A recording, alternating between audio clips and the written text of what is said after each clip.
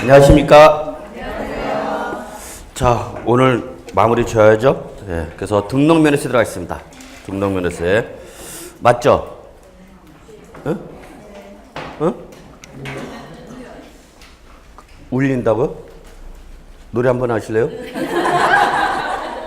자, 등록면허세 들어가죠. 볼륨 좀 줄이라 그러는데 왜 이렇게 커 목소리가. 자, 등록면허세. 예. 맞죠? 예. 자, 갑시다. 얼른 갑시다. 자, 등록면허세 한 문제 나오는 부분이죠. 그냥 안 하기도 그렇고 하기도 그렇고 한 문제 나오는데 작년에는 안 나왔어요. 그래서 요 등록면허세 하나가 작년에 취득세로 배정이 돼갖고 취득세로 출제됐기 때문에 작년에는 안 나왔지만 평균적으로 한 문제 정도 나온다 보시면 되겠어요. 자, 뭐 일단 빨리 확인합시다. 등록면허세 의의와 용어 있죠? 눈으로만 보시면 돼요. 그래서 다만 주의사항은 등록면허세는 종전의 등록세와 종전의 면허세가 어떻게 된 거다? 합쳐진 겁니다. 그랬죠? 그래서 우리 시험 범위는 우리 공인중개사 시험 범위는 등록세와 면허세 합쳐진 것 중에서 등록에 대한 것만 우리 공인중개사 시험 범위고 그렇죠? 면허에 관련된 것은 우리 시험 범위가 아니다라는 거 잊지 마시고요. 자, 그 다음에 하나 더 먼저 합시다. 우리 등기부상에 등기부상 잠깐 확인하죠. 우리나라 등기부는 1부, 2구 체제로 되어 있습니다. 그렇죠? 그래서 뭐 표제부, 그 다음에 뭐가 있죠? 갑구가 있죠. 그 다음에 을구가 있죠. 자, 그럼 지금 제가 말씀드리고 싶은 거는 갑구는 여러분이 다 배우셨던 것처럼 뭐죠, 여러분? 소유권과 그 소유권의 제약에 관한 내용이 기재가 되는 등기부가 뭐죠? 갑구.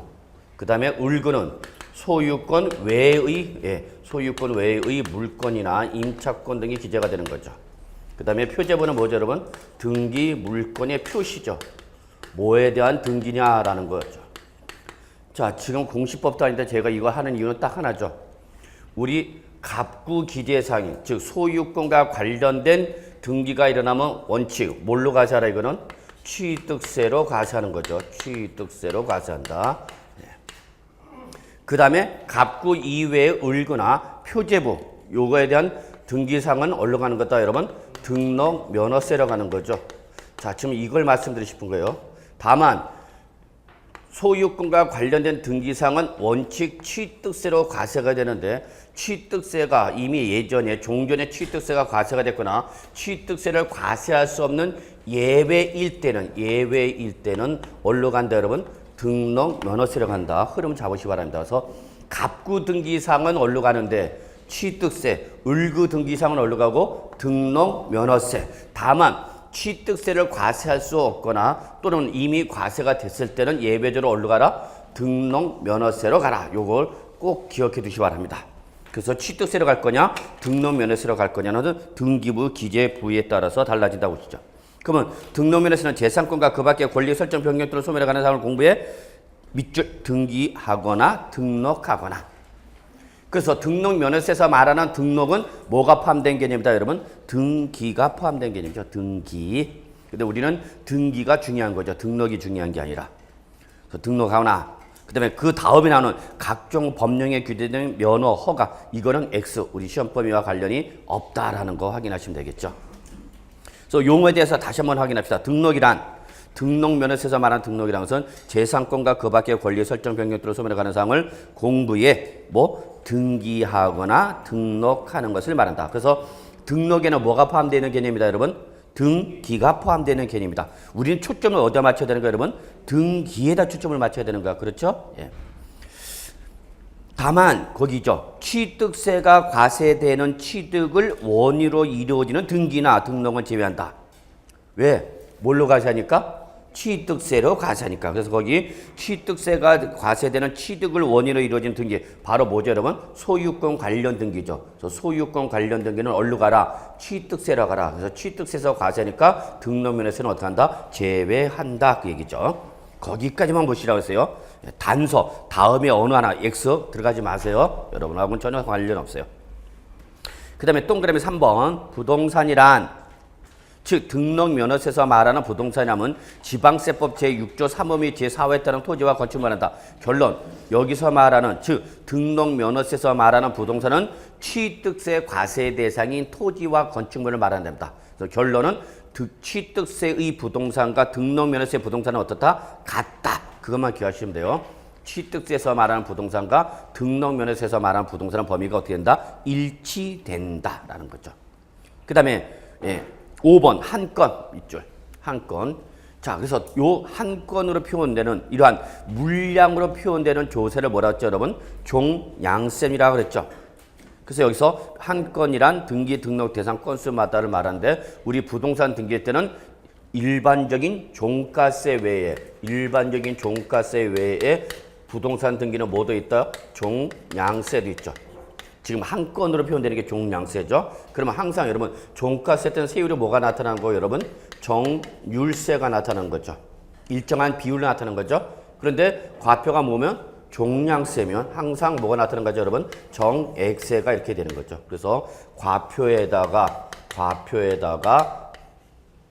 뭘 곱하는데 세율을 곱하는데 이때 과세 표준의 구조에 따라서 세율이 달라지고 우리 부동산 등기는 이렇게 종가세와 종량세로 이원화됨에 따라서 세율도 정률세와 정액세로 어떻게 됐다? 이원화되어 있다. 그 얘기죠. 여기에 우리 부동산 등기의 특징이죠. 자, 그 다음 성격. 1번, 2번, 3번 묶으시고요. 빨리 확인만 합시다. 행위세다, 유통세다, 응능과세다. 뭐와 똑같다, 여러분? 취득세와 똑같습니다. 그랬죠? 자, 4번, 5번이 중요하다 그랬죠? 4번, 5번 별표 하나. 성격에서는 제일 중요한 게 4번, 5번이 제일 중요하죠. 등록면허세는 형식적 요건이 등기 등록을 과세 요건으로 하여 그 명의자에게 등록면허세를 부과하는 밑줄 쳐져 있나요? 엄격한 형식주의 또는 명의자 과세 원칙이죠. 꼭 적으세요. 무슨 과세 원칙이죠, 여러분? 실질 과세 원칙의 예외죠. 실질 과세 원칙의 예외를 취하고 있는 게 바로 뭐다, 여러분? 등록 면허세라는 거 잊으시면 안 되죠. 그래서 시험에도 나올 수 있죠. 다음의 부동산세법 중 실질 과세 원칙을 채택하고 있지 않는 것은 또는 실질 과세 원칙의 예외인 형식주를 취하고 있는 게 바로 뭐냐? 그럼 뭘 잡아야 되는 거예요, 여러분? 등록 면허세죠.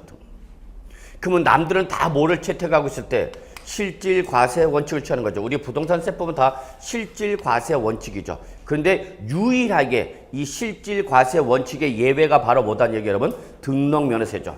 그럼 물어봐야죠. 등록면허세야. 남들은 다 실질 과세 원칙을 하는데 너는 왜 실질 과세 원칙의 예외를 취하고 있니? 그러면 이건 세법 때문에 그런 거예요? 아니요. 등기부 제도 때문에 그렇죠. 우리나라 등기부에는 공신력이 인정되고 안 되고 안 되죠. 즉 등기 신청이 있을 때에 등기 담당 공무원은 그 등기사항에 대한 등기 신청에 대한 실질적인 심사 권한이 있고 없고 형식적 심사 권한만 있는 거죠. 자, 매수자가 갖고 소유권 이전 등기할래. 그러면 그 매수자가 진정한 권리자임을 확인하고 못하고 형식적 요건만 구비하면 등기를 해주잖아. 그러니까 등기가 이렇게 형식주를 취하다 보니까 이 형식주를 취하는 등기에 대해서 과세는 등록면허세도 역시 무슨 주를 취하는가요, 여러분? 형식주를 취할 수밖에 없다는 얘기죠. 그래서 이거는 우리 세법 때문에 형식주를 간 것이 아니라 등기제도 때문에 형식주를 취한다. 그래서 꼭 기억해 두셔야 돼요. 그래서 이게 시험에 나오는 거죠. 어떻게 나왔냐? 자, 공부상의 현황과 사실상의 현황이 같으면 문제가 없는데, 그렇죠? 다를 때. 그러면 우리 취득세는 둘 중에 어떤 걸 선택하라? 사실상이죠. 그래서 우리 취득세는 항상 사실상. 그래서 누차 얘기하는 것이 손님, 상 들어갑니다. 그럼 무슨 상? 사실상이었죠. 그런데 등록면허세는 뭐를 가지고? 공부상 현황을 가지고 과세할 수밖에 없죠. 뭐는? 등록면허세는, 그러나 취득세는 사실상 현황이죠. 이게 최근에 시험에 나왔던 거죠. 등록면허세 재작년인가에 나왔죠. 공부상 현황과 사실상의 현황이 다를 때 그러면 등록면허세는 둘 중에 어떤 놈을 잡아야 되냐? 어떤 놈을 잡아야 되는가? 공부상. 무슨 주의니까? 형식주의니까. 그 얘기죠, 여러분. 그 다음에 5번 등록 등의 행정사무에 대한 뭐다? 수수료적 성격의 조세다. 이거죠, 여러분. 꼭 기억해 두셔야 돼요. 여러분이 등기소 가서 뭐를 하고자 할 때는 등기를 하고자 할 때는 반드시 그 등기 신청 서류에 뭐가 첨부되어 있어야 돼? 등록 면허세 영수증이 첨부가 됐어야 돼. 등기를 하기 위한 전제 조건이 뭘 내고 오란 얘기야? 최소한 취득세나 뭐 등록 면허세. 그래서 소유권에 관련된 등기를 하고자 할 때는 뭐가 있어야 되는 거고, 취득세 영수증이 있어야 되는 거고, 소유권 외의 물건 등에 관한 등기를 하고자 할 때는 뭐가 있어야 된다 여러분? 등록 면허세 영수증이 있어야만 뭘 받아주는가 여러분? 등기 접수를 받아주는 거죠. 자, 보시면 되겠고요. 자, 과세권자. 자, 꼭 기억해 두셔야죠. 취득세와는 다른 구조죠. 밑줄 납세지에 관한 누구죠 여러분? 도 또는 구. 도 또는 구. 즉 도지사 또는 누구단 얘기 여러분? 구청장이죠. 구청장. 그러면 도지사는 광역지방자치단체장이죠. 그러나 구청장은 뭐죠 여러분? 기초지방자치단체장이죠. 그래서 얘는 이 광역과 기초가 짬뽕되어 있죠. 취득세는 광역이죠. 재산세는 뭐죠? 기초죠. 근데 요 등록물에서는 광역과 기초가 짬뽕 그런 거죠.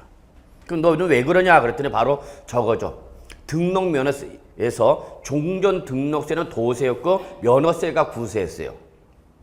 종전의 등록세는 뭐였고? 도세. 면허세는 뭐였고? 구세. 그러다 보니까 이게 합쳐지다 보니까 도 또는 구세로 바뀐 겁니다. 체킹해 주시기 바랍니다. 자, 납세무자 별표 2개. 이 부분은 단독 문제 출제 가능한 부분입니다. 종합 문제는 물론이고 단독 문제 출제 가능한 부분이죠. 꼭 잘 보셔야 됩니다.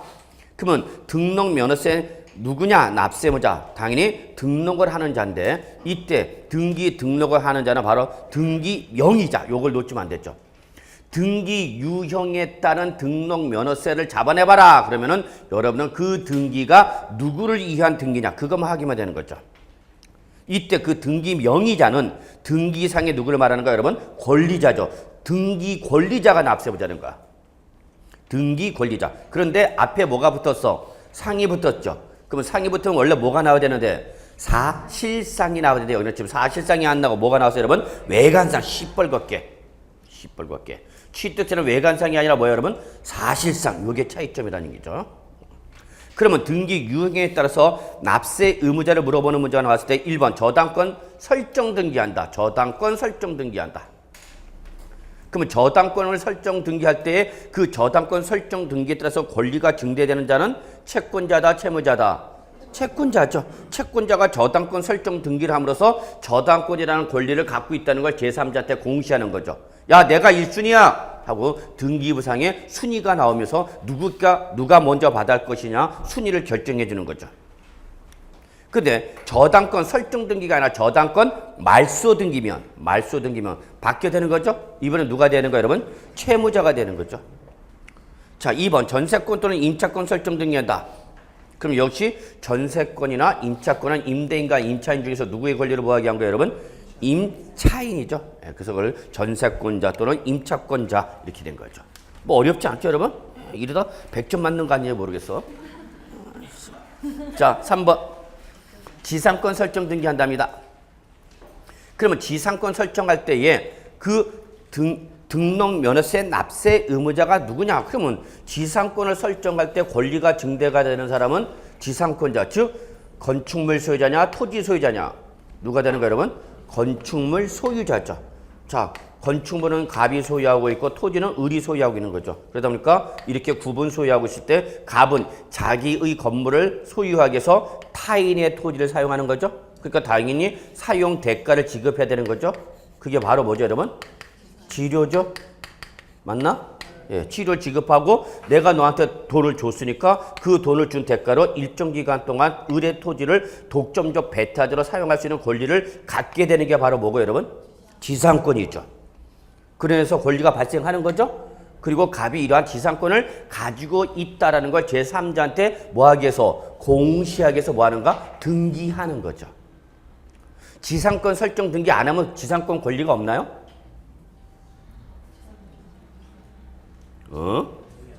갑은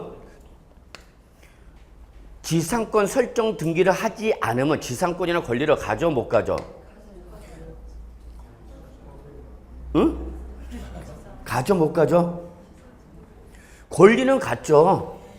권리는 갖고 있는 거야. 다만 설정 등기를 하는 이유는 제3자한테 뭐 하는가? 알리는 거야. 여러분 등기는 등기 목적의 가장 주된 목적은 뭐야? 공시야, 공시. 내가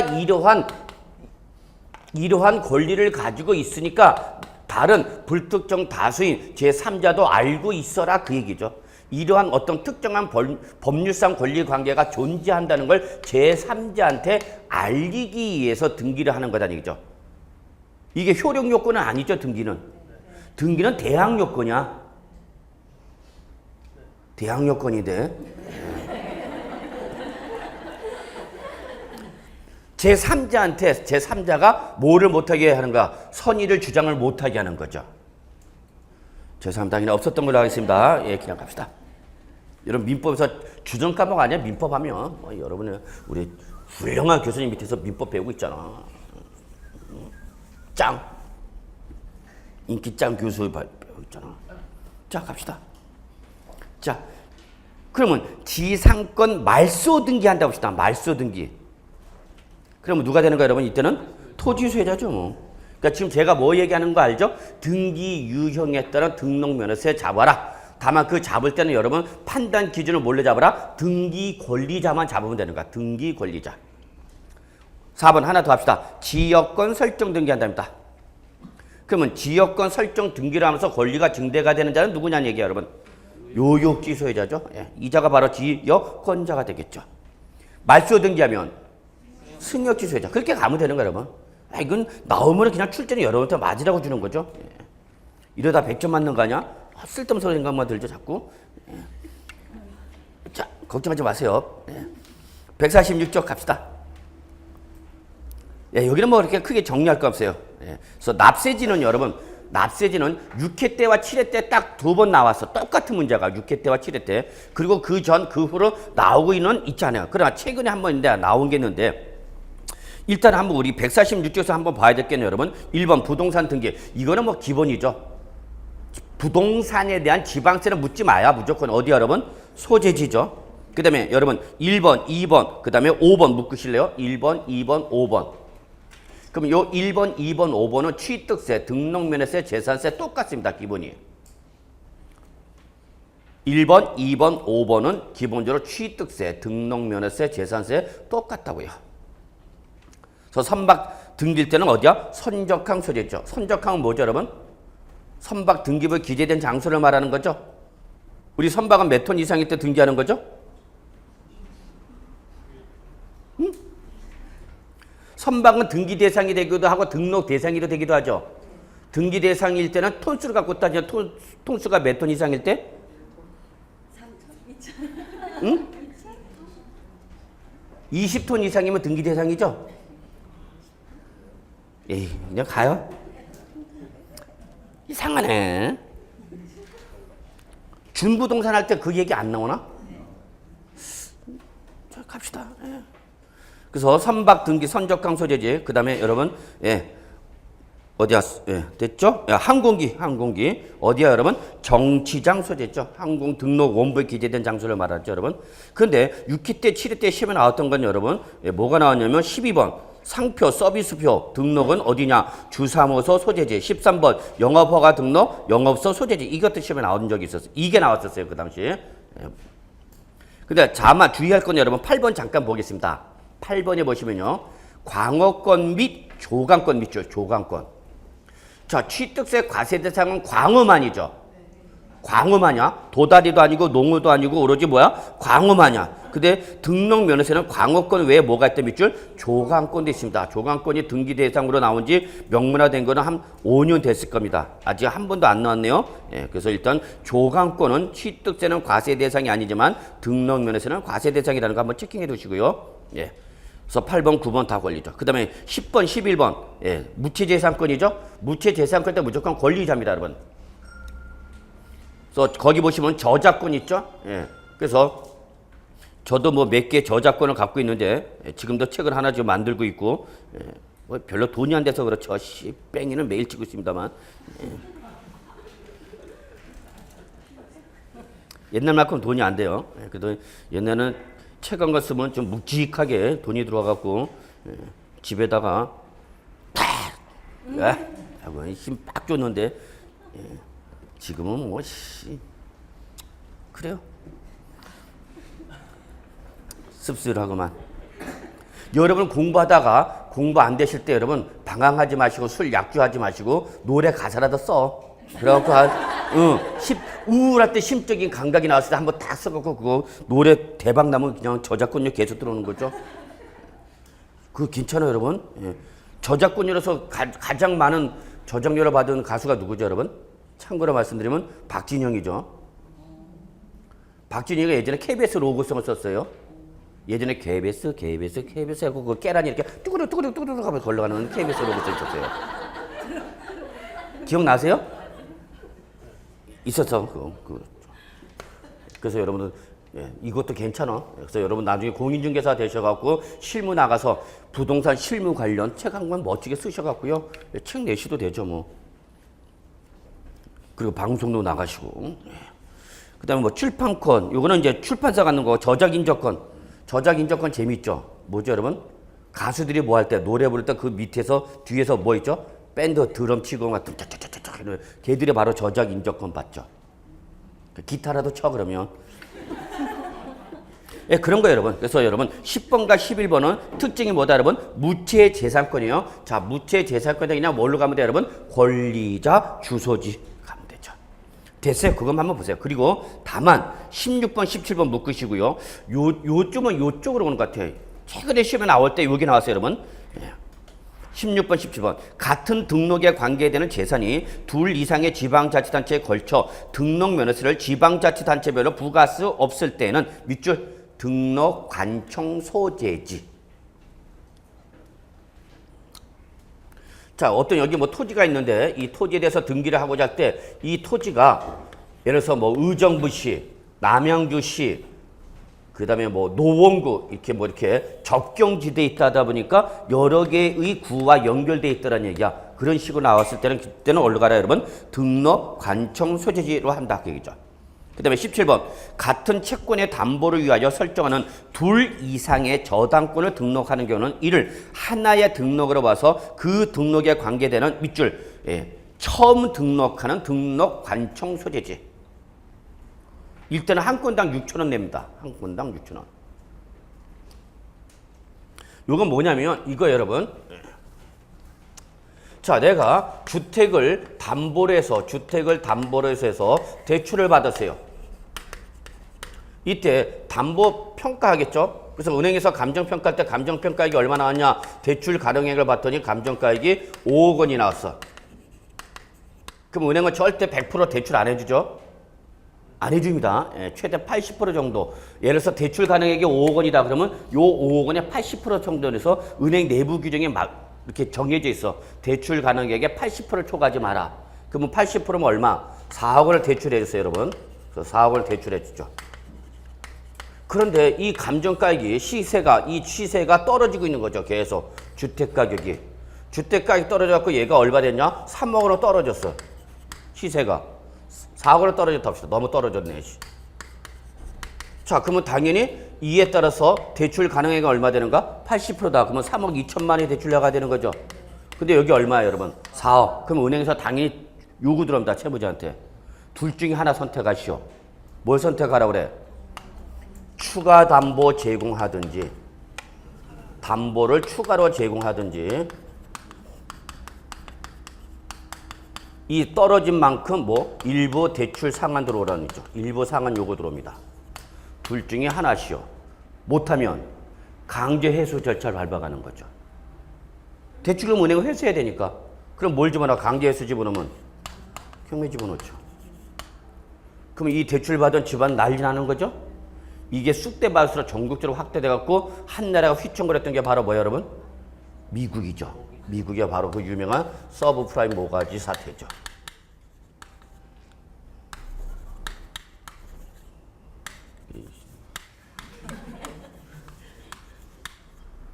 그죠? 서브프라임 모기지. 우리는 은행 다닐 때는 모가지라고 그랬어요, 그냥. 서브프라임이니까 프라임 레이터를 받을 수 없는 밑에 사람들이죠. 그러니까 소위 말하는 서민들이죠.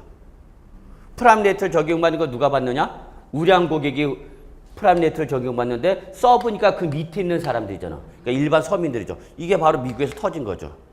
미국 주택 가격 등 담보 가격은 부동산 가격이 어떠니까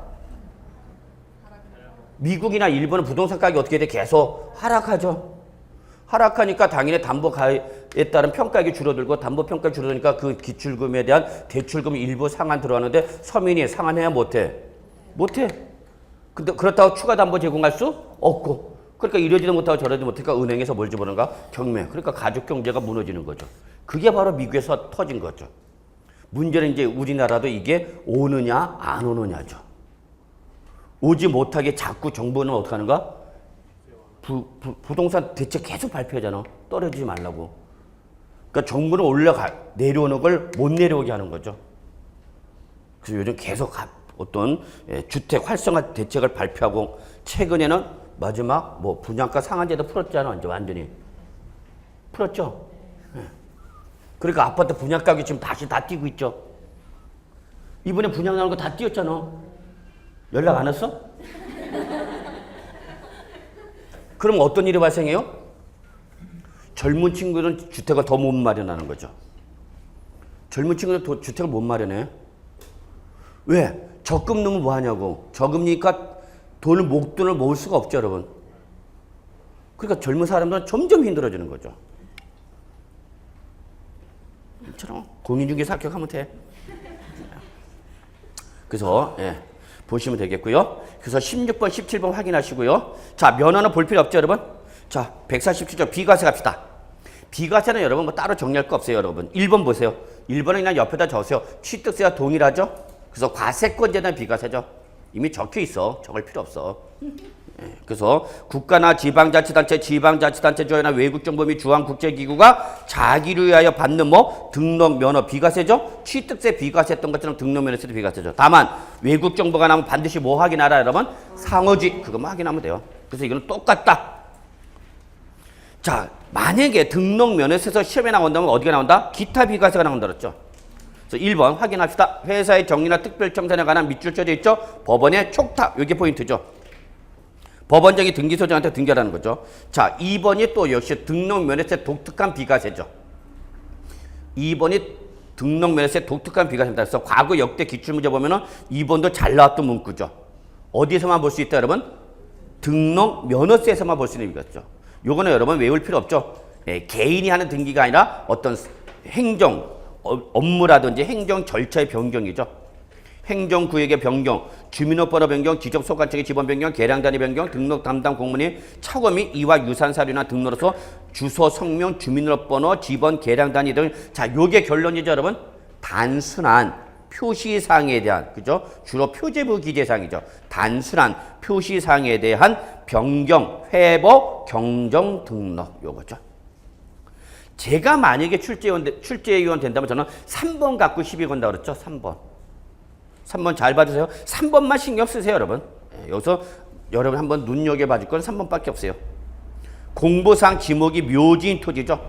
자, 공보상 지목이 묘지인 토지 밑줄. 이걸 뭐하면? 취득하면. 취득세는 어떻게 되는 거죠, 여러분? 취득세는 과세죠.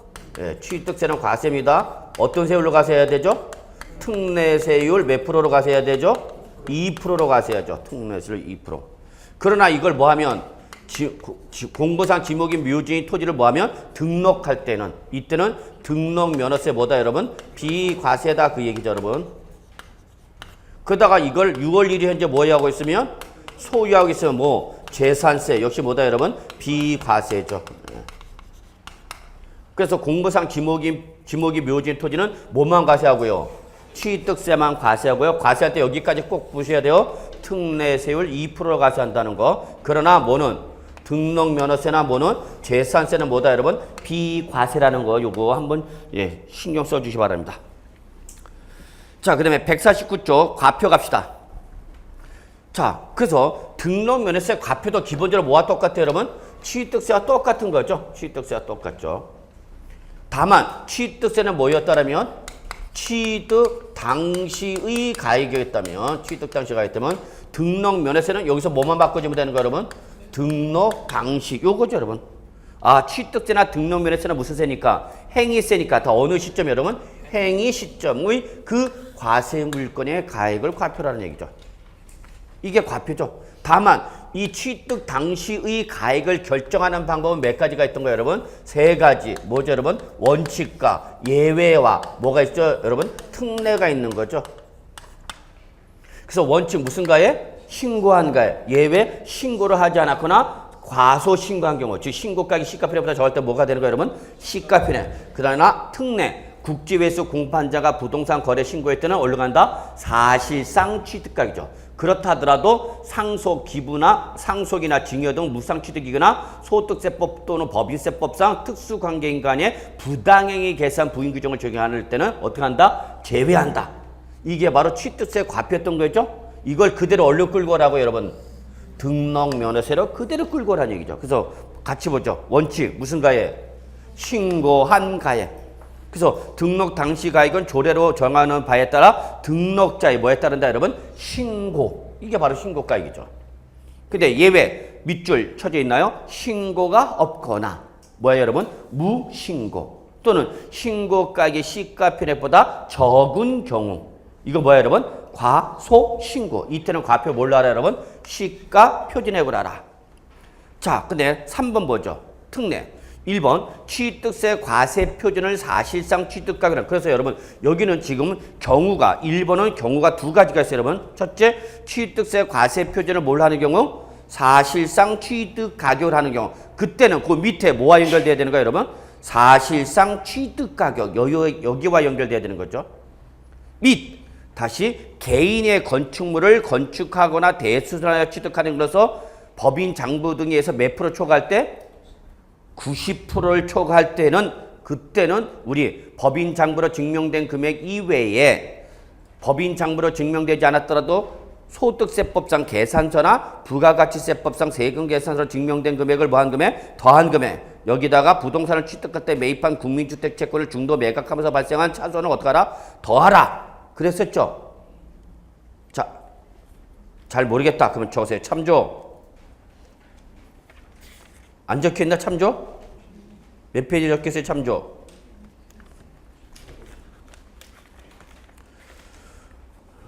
자, 참조 몇 페이지라고 적냐면 여러분 이게 했을 텐데 지난번에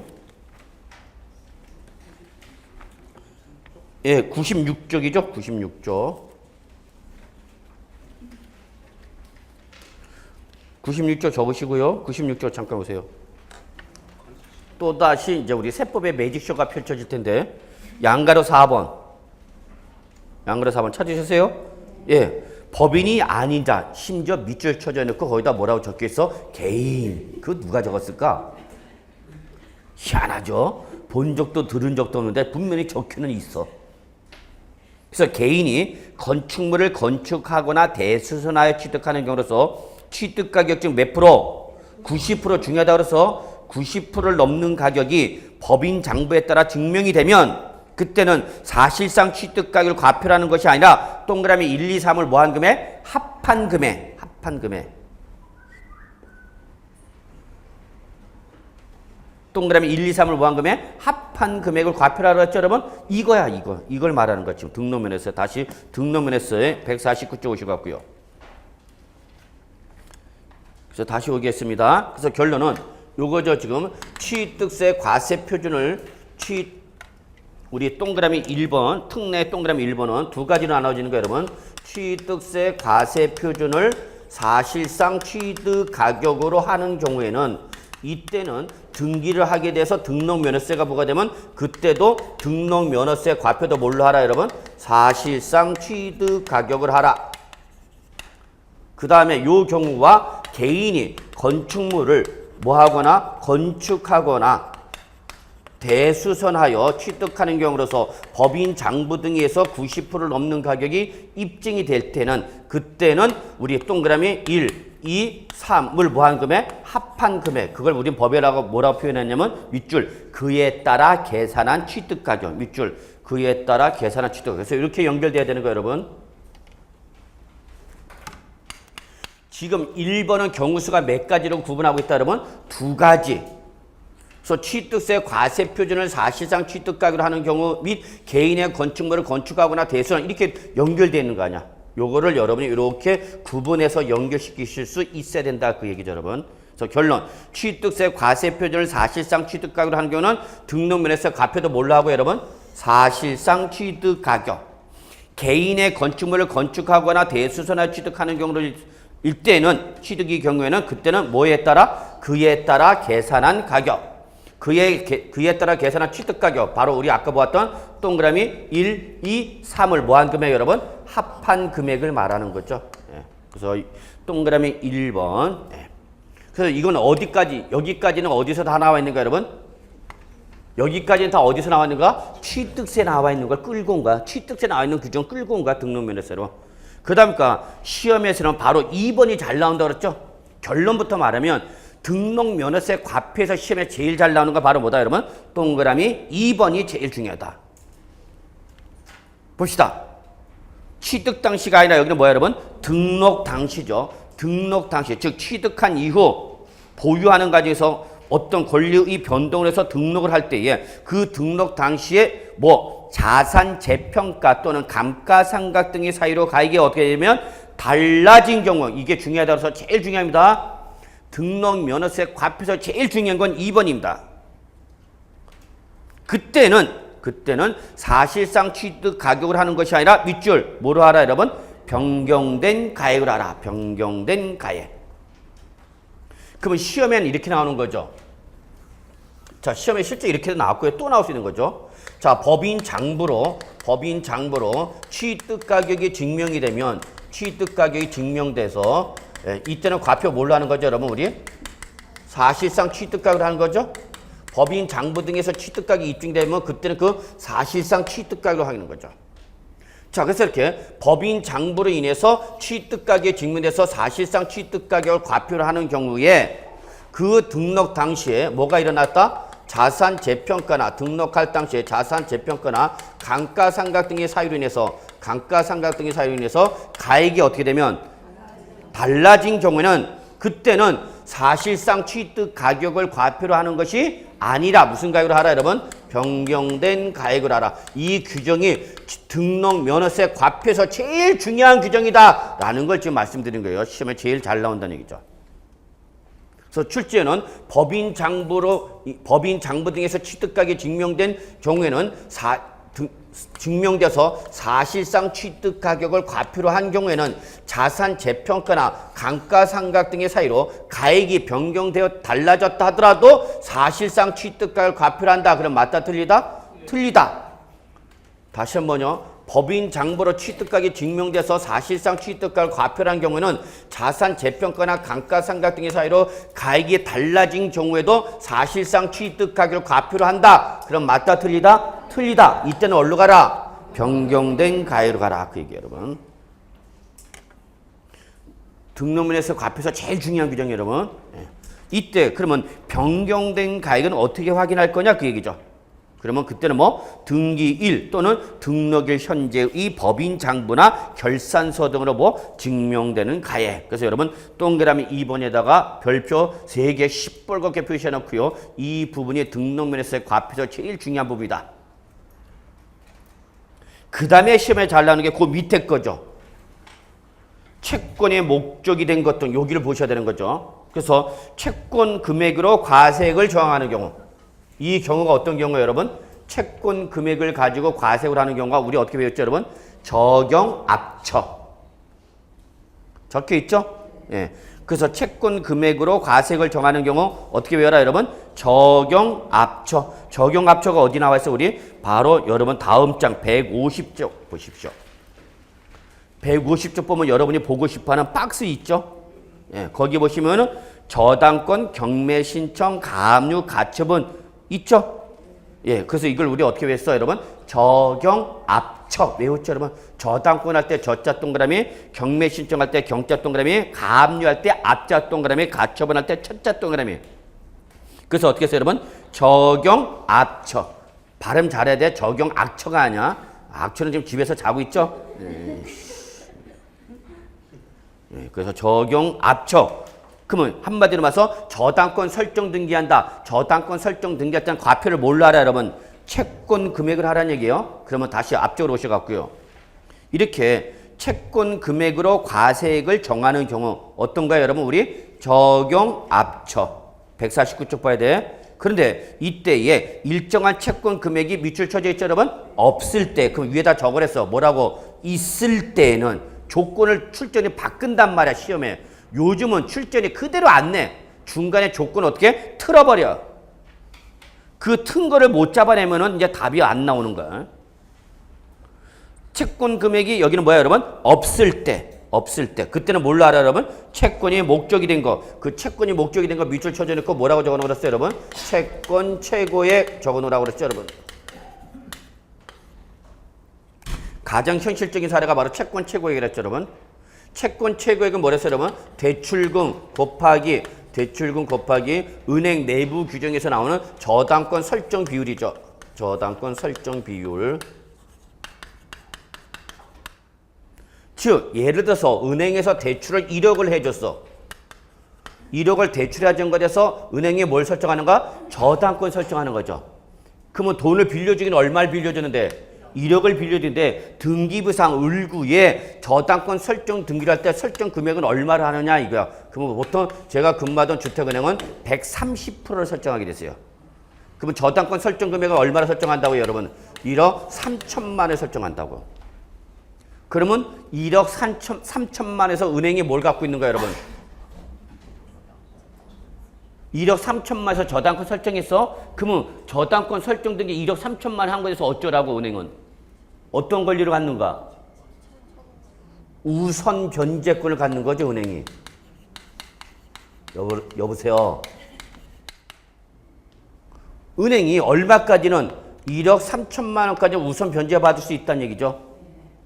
이거 여러분 우리 중개법에서 공매, 경매, 경락가액 배분순위 따지죠? 경락이 돼서 경락가액 결정됐으면 경락가액을 법률에서 정한 순서대로 채권자 등에게 배분해야 되는 거죠. 1순위 뭐? 1순위 공익비용이죠. 공익비용이잖아. 공매, 경매를 집행하는 것에서 채권자 모두의 만족을 얻기 위한 비용이 바로 공익비용. 예를 들어서 대표적인 것이 집달리가 아니라 자꾸 이게 입이 배겨갖고 뭐야 요즘은 뭐라 하지? 집행관이라나? 예, 집행관. 그런 거 다 비용 들어가잖아. 제가 은행에 다닐 때는 집달리라고 했어요. 집달리.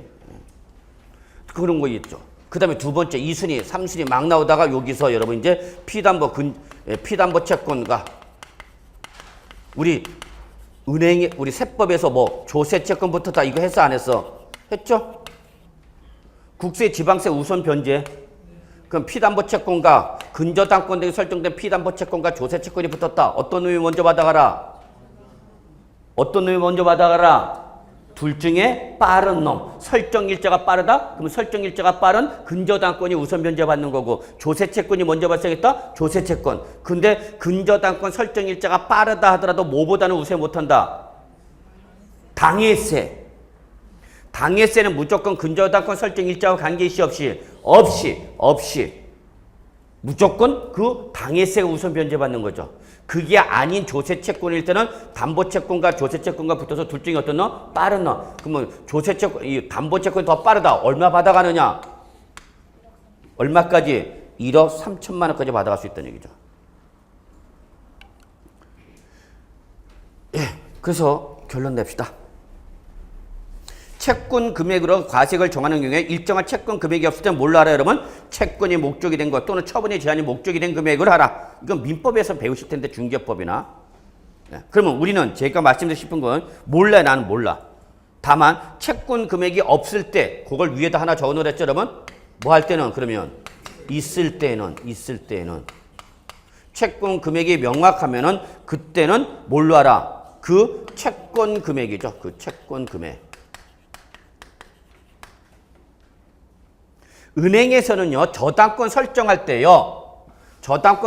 때는 반드시 담보 책임의 범위를 물어보는 종류를 명시합니다. 담보 책임의 종류를. 그러면 네가 저당권 설정할 때 은행에서 어디까지 채무자가 담보 책임을 질 거냐라고 할 때 여러분 우리 민법에서 근저당권 배우셨죠? 했을 텐데.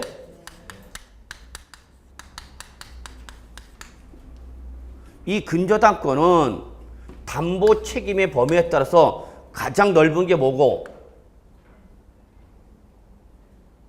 여기까지는 안 들어가나?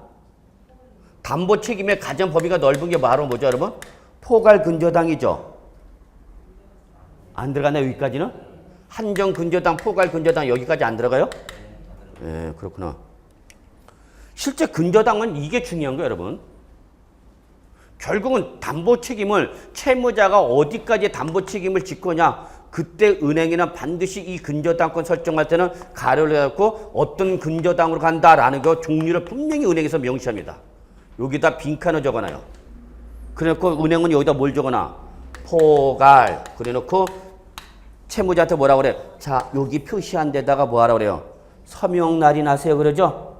그래서 뭐 이렇게 약정서 보면 그 여직원이 고객님 여기 체킹된 데다가 뭐 해주세요? 서명 날인 해주세요. 그런 말 많이 들어보죠, 여러분? 그 부분은 특히 뭐한 부분이야? 중요한 부분이란 얘기, 여러분. 중요한 부분이기 때문에 은행 여직원이, 은행 직원이 고객에게 설명을 했고 안 했고? 했고, 그 설명할 내용을 내가 듣고, 그래서 그 들은 내용을 이해하였습니다라는 증거 서류죠, 이게. 그려, 어쩌라고. 그래서 여러분, 나중에 혹시 대출을 받을 때는 분명히 은행에서 저당권, 근저당권 설정할 때는요, 개별 저당도 안 합니다. 은행은 근저당 들어가죠. 그러면 근저당 들어가면 반드시 담보 책임의 범위를 명시하게 되어 있습니다. 그래서 직원이 뭐라고 적어놓으면 포괄. 그러면 지워버리고 여보시오, 왜 포괄로 하라고 그래? 다른 걸로 해주시오. 개별 저당으로 가든지 한정 근저당으로 가든지 그래야 돼, 여러분. 이걸 모르고 그냥 에이 하고 서명 날인하면 나중에 여러분 포괄 근저당은 뭐예요, 여러분?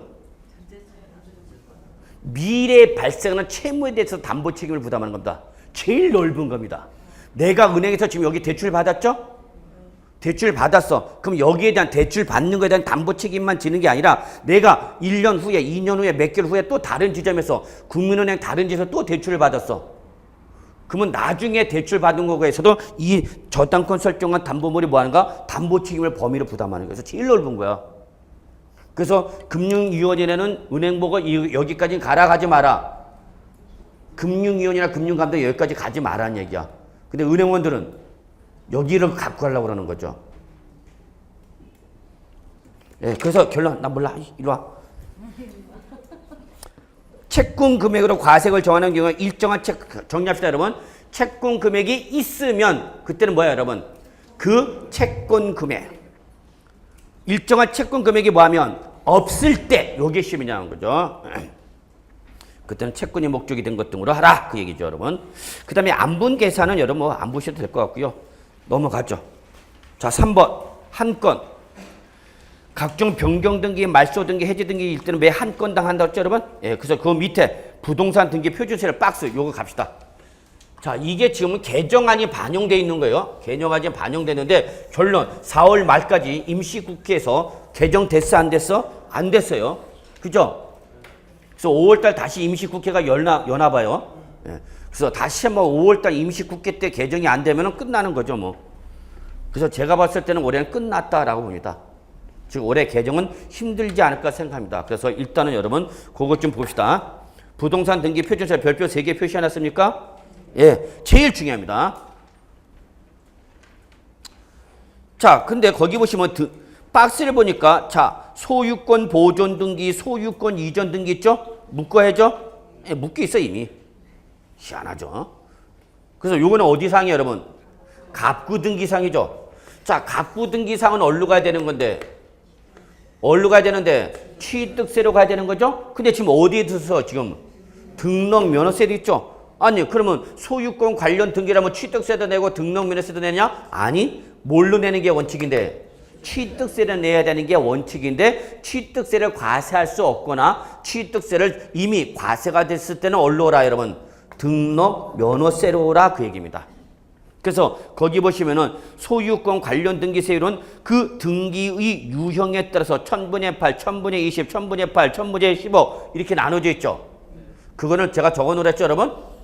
이건 따로 외울 필요 없이 요거는 현재 뭐해서 취득세 표준세율에서 몇 프로 뺀 거다? 2% 뺀 겁니다. 그랬죠, 여러분? 이거 적어놓으라고 그랬는데 예, 처음 오신 분은 적으셔야 돼요. 여기 나와 있는 세는 따로 외우지 마시고 우리가 이미 알고 있는 취득세 표준세에서 몇 프로 빼라 여러분? 2% 빼라 그 얘기죠. 그럼 예를 들어서 상속일 때 취득세 표준세는 몇 프로였어요 여러분? 상속일 때 취득세 표준세를 몇 프로였어? 2.8%였죠. 근데 뭘로 과세할 때는 등록 면허세로 과세할 때는 이 2.8%에서 뭐 하라? 2% 뺀 몇 프로 때려라? 0.8% 과세하라 그 얘기죠. 자, 거기 보시면은 보존 등기 봅시다. 보존 등기. 그러면 보존 등기는 우리 취득세에서 무슨 취득이고? 원시 취득이고 이때 원시 취득일 때 취득세 표준세를 몇 프로 했어? 2.8%인데 요거를 등록 면허세에서 보존 등기로 갈 때는 2.8%에서 2% 빼면 몇 프로 때려라? 0.8% 때려라 그 얘기죠. 자, 그 다음에 상속을 증여받았다 봅시다. 증여를 받았다. 그럼 우리 취득세 표준세는 몇 프로인데? 3.5%죠. 근데 증여받은 것에 대해서 등록 면허세로 할 때는 그 3.5%에서 몇 프로 빼라? 2% 빼면 몇 프로 때려라? 1.5죠. 그 얘기죠. 단 주의하라. 취득세와는 달리 등록 면허세는 뭐를? 농지나 뭐는 비영리 사업자는 구분한다 안 한다? 안 한다. 불문. 무슨 소리냐? 상속을 받은 게 뭐면? 농지면. 상속을 받았을 때 농지면은 우리 취득세 표준세는 몇 프로 했는데? 2.3% 했죠? 근데 그 상속받은 농지에 대해서 뭘로 과세할 때는? 등록 면허세로 과세할 때는 2.3%에서 2% 빼는 것이 아니라 그냥 일반적 상속일 때 몇 프로? 2.8%에서 2% 빼라 그 얘기죠? 그러니까 등록 면허세는 이게 농지냐 비영리 사업자가 받는 거냐 그걸 묻는다 묻지 않는다? 묻지 않는다 그 얘기죠. 요것만 주의하라 그랬죠.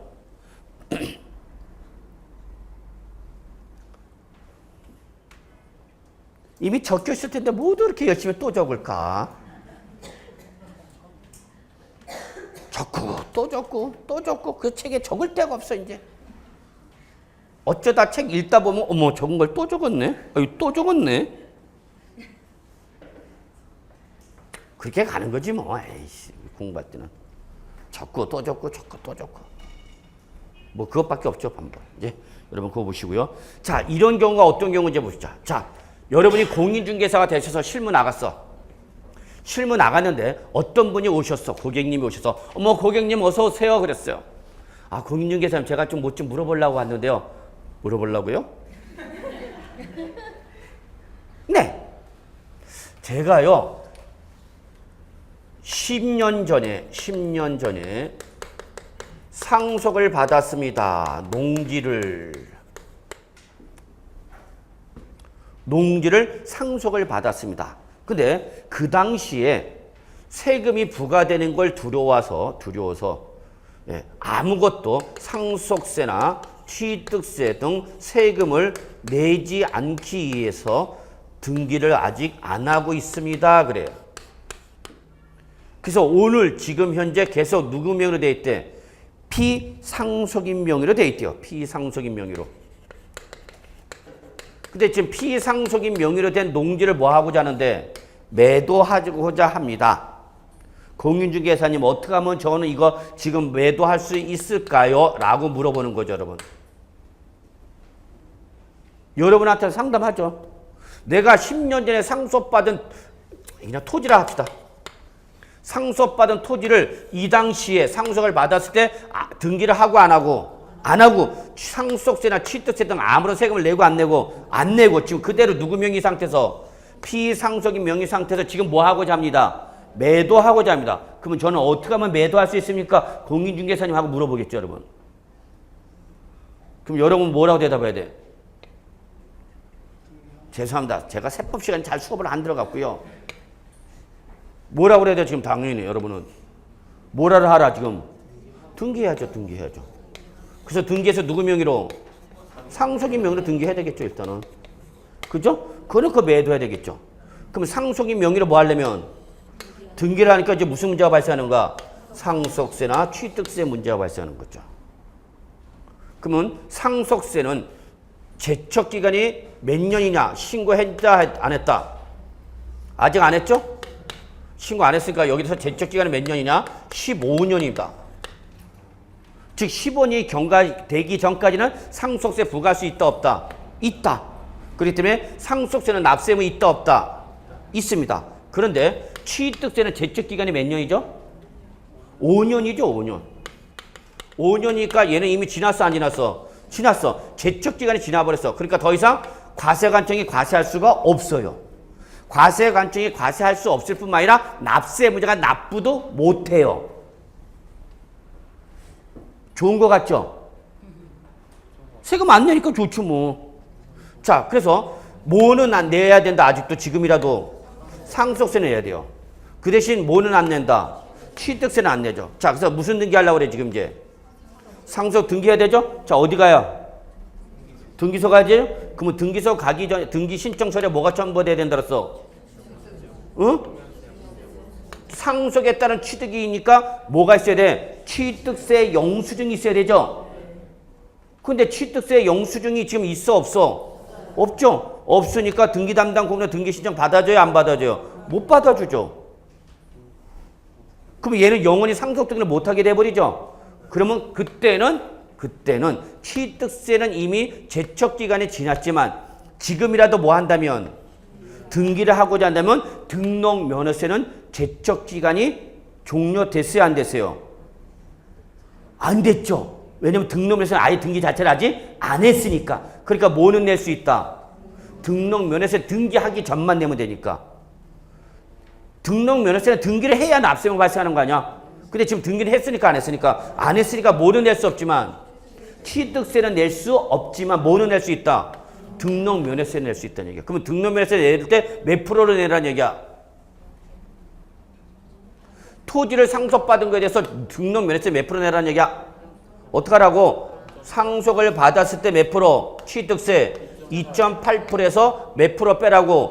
2%. 그럼 몇 프로? 0.8%에 뭐라도 내라? 등록세로 내라. 그입니다. 등록세. 뭐는 낼 수 없지만 그때 취득세는 낼 수 없으면 예외적으로 뭐라도 내라? 등록면허세도 내라. 그러면 이걸 내면은 등록면허세 영수증이 나오는 거죠? 그러면 그걸 들고 어디 가서? 등기소 가서 뭐 하면 되는 거야? 이제 상속 등기 신청하고 난 다음에 매도하면 되는 거죠. 그럴 경우에 일로 와라 그 얘기예요, 여러분. 그래서 기본적으로 뭘로 과세하는 건데 취득세로 과세를 하는 거에 원칙인데 예외적으로 이런 상태로 제척기간이 만료돼서 취득세를 낼 수 없을 때 이럴 때는 어디로라도 와라? 등록면허세라도 와라. 여기서 뭐 내고? 등록면허세 내고 그 영수증을 등기신청서에 첨부해서 어디 가라? 등기소 가라 그 얘기야. 이해되세요? 하나가 더 있어요. 마지막이야. 이렇게 설명하는 거 2번. 자, 우리 2010년도에는 2010년까지만 해도 취득을 하면은 뭘로 부과되고? 취득세. 그리고 그 취득한 부동산에 대해서 뭐 하면? 등기를 하면 뭐가 부과됐다 여러분? 등록세가 부과된 거야.